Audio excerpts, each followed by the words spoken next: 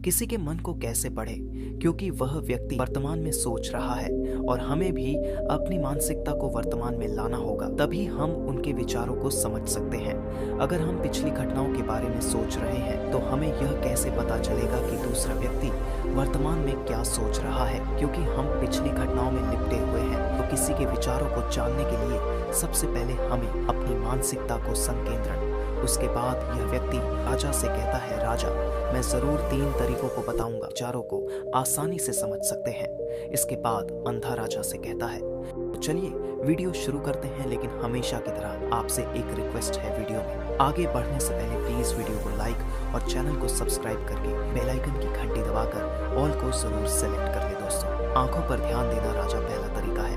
आंखों पर ध्यान देना किसी से बात करते समय सबसे महत्वपूर्ण यह है हम उसकी आंखों में देखें, क्योंकि आंखें बोलती नहीं लेकिन वह बहुत कुछ कहती है।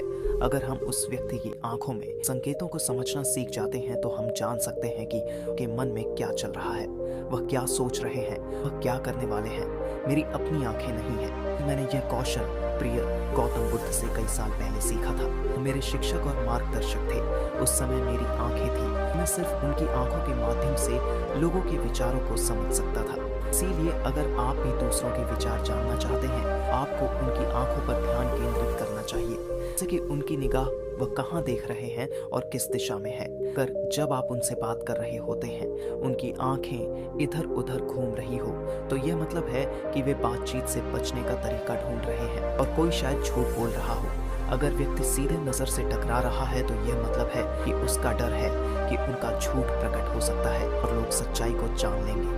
लेकिन अगर उनकी आंखें बिना हिले आपको देख रही हैं तो वह शायद ईमानदार हो सकते हैं और उन्हें आपसे बात करना और अपने विचार साझा करना है। इसके अलावा देखें कि उनकी भौं कैसे हिल रही है। वह दूसरी ओर देखते हुए उनकी भौं नीचे जाती है तो वह शायद कुछ सोच रहे हैं या किसी अन्य चीज के बारे में चिंतित है। अगर उनकी भौं ऊपर जाती है और उनकी आंखें बड़ी हो जाती हैं तो वह आश्चर्य या जिज्ञासु हो सकते हैं, जिन्हें आपके विचारों के बारे में तक कि देखें कि उनकी पूंजी इतनी बड़ी या छोटी है। पूंजी आंख का काला हिस्सा होती है। अगर पूंजी बड़ी होती है तो ये मतलब है कि वह आपको पसंद करते हैं या आपके कहे को पसंद कर रहे हैं, वह उत्साहित या खुश है। अगर पूंजी छोटी होती है तो ये मतलब है कि वह आपको पसंद नहीं करते हैं या आपके कहे को पसंद नहीं कर रहे हैं, वह असहज या गुस्से में है। इसके अलावा देखें कि उनकी आंखों की सफेदी कितनी लाल है या कितनी सफेद है। आंख का सफेद हिस्सा स्क्लेरा कहलाता है। अगर स्क्लेरा लाल होती है तो ये मतलब है कि वह थके हुए, तंत्र या बीमार हो सकते हैं। वह आपसे बात करना नहीं चाहते होंगे। मैं एक समय याद करता हूँ जब मैंने एक थके हुए व्यक्ति से मिला था जो यात्रा कर रहे थे। हम जब बात कर रहे थे तो उसकी आंखें बहुत घूमती रहती थी, मुझे कभी देखती नहीं। इससे दिखाई देता था कि उसको चिंता थी और वह जल्दी जाना चाहता था। मुझे लगा कि वह कुछ छुपा रहा, हो सकता है वह मेरे साथ बात करना नहीं चाहता था। इसलिए मैंने उससे और सवाल पूछे। मैंने पता लगाया कि उसका एक गुप्त योजना था। इसी तरह अन्य भी चेहरे की भावनाओं की अन्य व्यक्तिगत व्यवहार होते हैं जो हमें आसानी से व्यक्ति के विचार समझने में मदद कर सकते हैं। कभी कभी व्यक्ति अपने चेहरे के माध्यम से विभिन्न व्यवहार दिखाता है। यदि आप किसी के चेहरे की अभिव्यक्ति पर ध्यान देते हैं तो आप आसानी से समझ सकते हैं कि वह व्यक्ति निराश है, बहुत दुखी है या बहुत खुश है। आप यह भी समझ सकते हैं कि वह अंदर कैसा महसूस कर रहे हैं और यह सब बातें उनके चेहरे की अभिव्यक्ति के माध्यम से निश्चित की जा सकती। ओ राजा, चेहरा एक चित्र की तरह है जो दिखाता है कि लोग अंदर कैसा महसूस कर रहे हैं। अगर वे कुछ नहीं कहते हैं तो यदि आप लोगों को बेहतर समझना चाहते हैं तो आपको इन नीरव संकेतों पर ध्यान देना होगा। जब आप किसी को देखते हैं जिनका मुंह नीचे की ओर मुड़ जाता है और छोटे से दुखी चेहरा बनता है तो आम तौर पर यह मतलब होता है कि वह खुश नहीं है, संतुष्ट नहीं है या कुछ हार गए हैं। आप उनकी आंखों और उनके शरीर से भी समझ सकते हैं कि वह कैसा महसूस कर रहे हैं। वह निचले भावनाओं को महसूस कर रहे हैं। दूसरी ओर जब कोई बड़ी और सच्ची मुस्कान होती है जो आंखों और गालों को उठाती है, वह खुशी, मित्रता और दयालुता की संकेत है। इसमें आंखों का बड़ा महत्व है। जब वे छोटी और चमकीली होती है तो आप सुनिश्चित हो सकते हैं कि मुस्कान सच्ची है। देखें किसी व्यक्ति की भ्रूण की जगह जहां त्वचा गहरी होती है और ढीली होती है। जब यह गहरी और तंग होती है तो यह अक्सर मतलब होता है कि वे उलझे हुए हैं, महसूस कर रहे हैं, कुछ कठिन या नई चीज को समझने की कोशिश कर रहे हैं। रुख का तरीका मुंह हमें बहुत कुछ बता सकता है।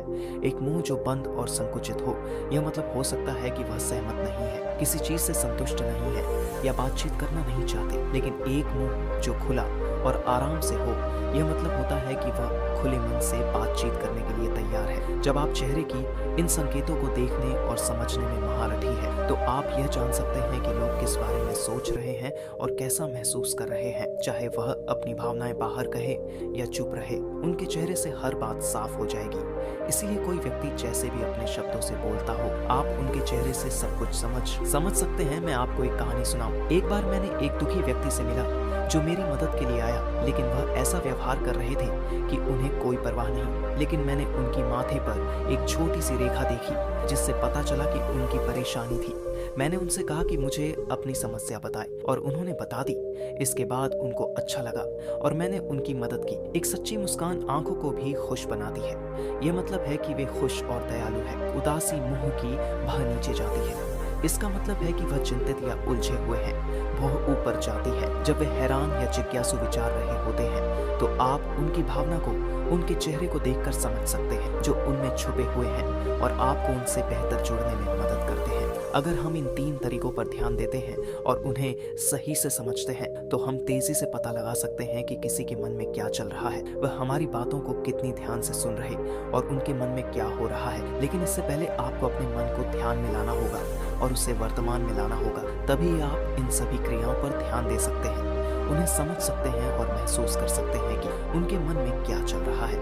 अन्यथा अगर आप पूर्व घटनाओं या भविष्य की योजनाओं में प्रवृत्त हैं तो आप कभी भी व्यक्ति की शरीर भाषा पर ध्यान नहीं देंगे और आप कभी नहीं समझ पाएंगे कि उनके मन में क्या हो रहा है, वह क्या सोच रहे हैं। आपने कई महान संतों और ज्ञानी व्यक्तियों को देखा होगा जो आपको शांति से देखते हैं और आपको बता सकते हैं कि आपके मन में क्या चल रहा है, आपने उनसे क्या सीखा है। और इसका सबसे बड़ा कारण ये है कि वे आपको पढ़ सकते हैं, आपको समझ सकते हैं, क्योंकि उनका मन संकेत शांतिपूर्ण है, इसलिए वह आसानी से आपके विचारों को समझ सकते हैं। मुझे आशा है कि आपने अब तक कहानी का आनंद लिया है और इससे कुछ नया सीखा है।